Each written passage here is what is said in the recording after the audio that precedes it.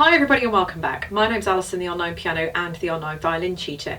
Today I'm at Norman's Musical Instruments in one of their private studios, and I'm going to be reviewing this violin that's next to me. So this violin is the Yamaha SV130 BR Silent Violin. The colour that you see here, it's supplied as standard in antique brown, but it's also available in candy apple red, which I think would look really nice, and black as well. The price of this on normans.co.uk is £632, and in dollars that roughly equates, depending on the exchange rate, to about $1,031, so just over $1,000. What Yamaha say about this violin is that it has a hard maple neck, spruce body, has a nice ebony fingerboard, 4 tuning adjusters, which are much easier than using the pegs to tune. So you've got 4 fine tuners. It's got a piezo pickup, which is just underneath the bridge. There's a master volume on the back of the violin. So once you've set your violin up to an amp, and let's just say you've got a wireless pickup kit on here as well, and you're off and about or whatever it is, or you've got a wire and you're far away from the amp, you can just slightly adjust the volume on the back of the violin, which is crucial. It's really handy to have the volume on the back of the violin. There's 3 different types of reverb: room, hall 1 and hall 2, already built into the violin. So if the amp you're using is a basic amp and it doesn't have any reverb, then you've already got the reverb inbuilt into the violin, which is a genius idea. It has headphone out, line out and aux in, so you can plug your iPod or your MP3 player, whatever you have, into the violin. Then when you put your headphones in, you can hear yourself on the violin and you can hear the backing track or whatever you have on your MP3 player. Obviously, because there's no amplification or anything like that on the violin, you won't hear your MP3 through the violin, just only on the headphones. It takes 2 AA batteries, or it has an AC adapter, so you can have it plugged into the wall. D'Addario Helicore strings. I personally have a Ted Brewer at home, and I have D'Addario Helicore strings on mine. I think they're pretty much standard for decent electric violins. I really like them, and the D'Addario Helicores really do suit electric violins. It includes a shoulder rest for ease. I don't use, as you guys know, I don't use shoulder rests on violins anyway, but that's up to you whether you want to use a shoulder rest or not. It's only supplied in full size, and just the colour antique brown, comes in at candy apple red and black if you...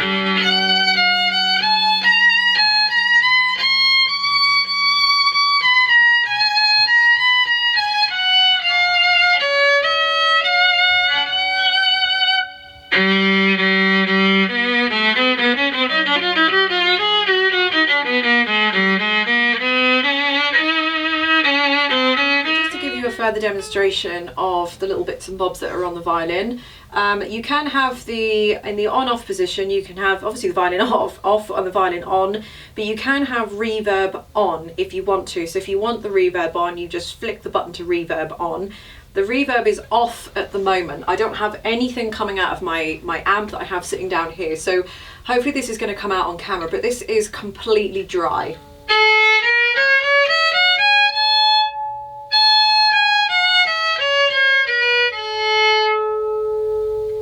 So there shouldn't be an awful lot coming out at the moment. If I put the reverb on, and at the moment the reverb is set to room, so you've got room, hall 1 or room 2. If I play it on room, I'm not sure how much of this is going to come out on camera, but I'll just play a little something anyway. So this is on reverb room.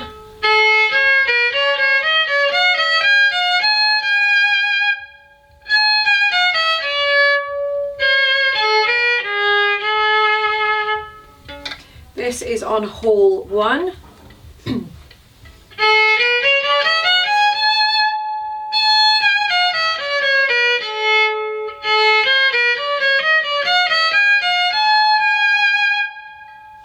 And this one is hall 2, so this should have the most reverb.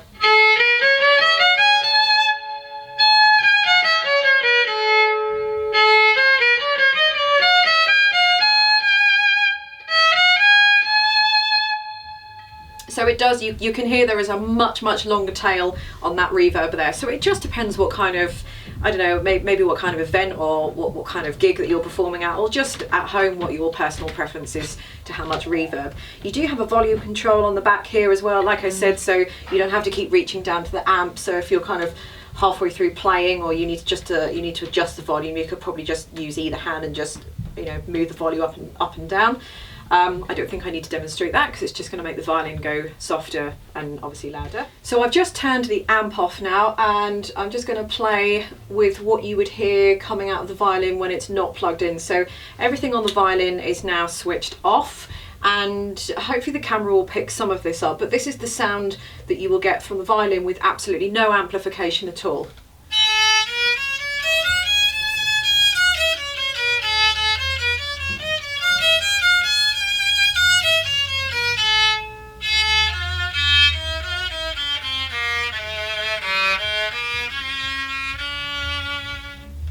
So there is a little bit of sound that is coming out of there.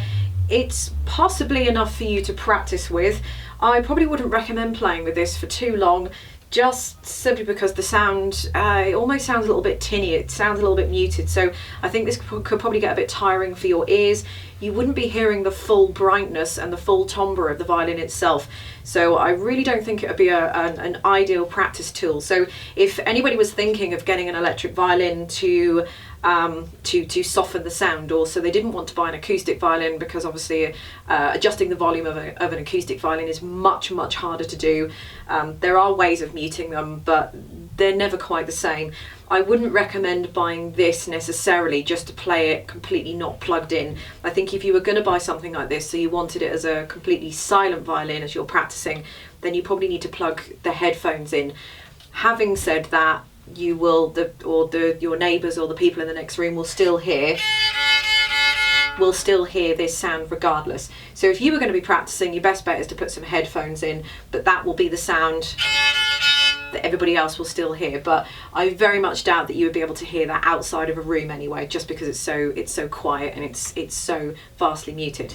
Just so you can get a little idea of how this is going to sound, I'm just going to play a piece called Palladio by Carl Jenkins for you. I'll just play a little snippet so you can kind of appreciate or get a larger appreciation for the sound of the violin.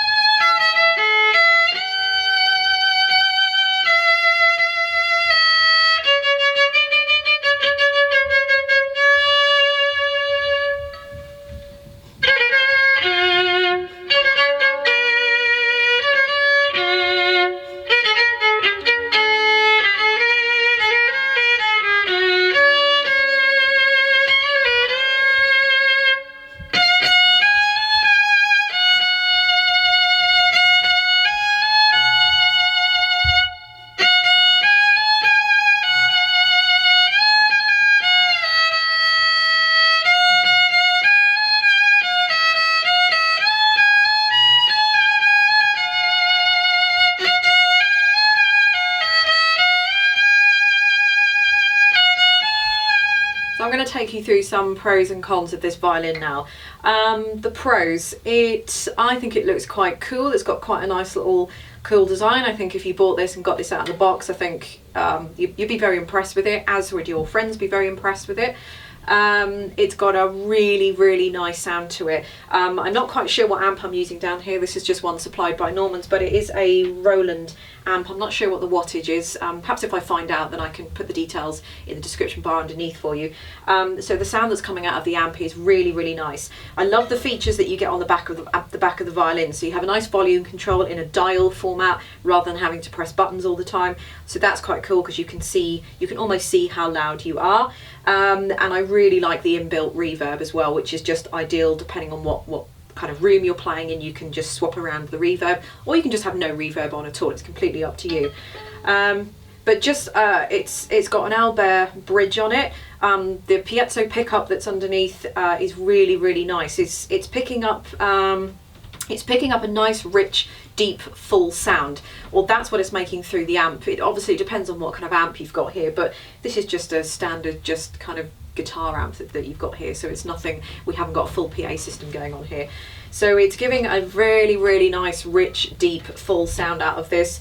The strings are the Dario helical, so the strings are playing nice and smoothly as well. Just everything about it is really nice and smooth. Very little string hitting there, so I don't think you're going to have any problems with that. The bridge is nice and well angled. It feels really nice. Most importantly, it does have a little inbuilt kind of chin rest or shoulder rest, sorry, that you can screw in or screw out. I don't use the shoulder rest anyway. That's just my personal preference. But the first thing I noticed probably is that it's really, really light, and it's quite a pleasure to play. So you're not going to get any pain all around here if you're playing it for long periods of time. So it's really nice. It's really sleek. The neck is really nice and smooth as well, so if you were changing positions, you're not going to have any problem changing positions because it's really, really nice. This doesn't look like it's going to wear off anytime soon either, so I don't think over time you're going to kind of wear through the varnish that they've got on here. Negative points, I guess. This colour, which is the antique brown, which is the standard, I'm not too keen on the colour. It, like I said, it does come in candy apple red and black. I think if I was going to buy one, I'd probably go for the candy apple red. I think the black would look nice as well, but I just wonder if you bought the black one, so everything that you see here in the wood would be black. I'm not sure if that would stand out as much as you might like it to, because you've got the black fingerboard, you've got the black chin rest, the black tailpiece, you've got the black side here, so the candy apple red would just stand out a little bit more. The only other kind of real negative point that I don't like is that I don't like that the jack is here. It's not the be all and end all, but if I had a wireless system where I'd have a plug, a normal jack plug going into here, and then I'd have another wire just coming straight to a pack that I might put onto my belt or the side of my dress. I don't like the fact that the wire is coming down the front. I would prefer that it was the other side, so that the wire was either coming round the side of my arm or over my shoulder, or I could tuck it somewhere else. But I don't like the fact it's at the front, just because I don't like having the wire at the front. I just don't think it looks, I think it looks very unsightly. That's probably fine if you're playing at home, but I think if you're going to use it for performances, for me personally, I'm not too keen on that. It doesn't get in the way, but I'd like to move it out of the way just so you physically couldn't see it. So I think other than that, this is a really, really nice violin. I was surprised about the sound, I will admit. This is the first time I've actually played a Yamaha silent violin. I've kind of heard some good and bad things about them, so which is why I was quite keen to kind of get my hands on one of these and play one. But I have to say, for £600, I am incredibly impressed. Very tempted to buy one myself. I have a Ted Brewer myself at home. Tempted to buy one of these if I just wanted to, just because I could. So I would definitely look into perhaps getting one of these, or maybe trying out one of the other models or so. But for the price point, I do actually think it sounds very, very nice. So there we go, that's the end of the review. I hope you enjoyed watching it. I hope it was informative, and I hope it's helped you. And thanks very much for watching. Please do check out all my other violin and piano reviews and all that good stuff in the links directly underneath the video. And I shall see you all in the next video.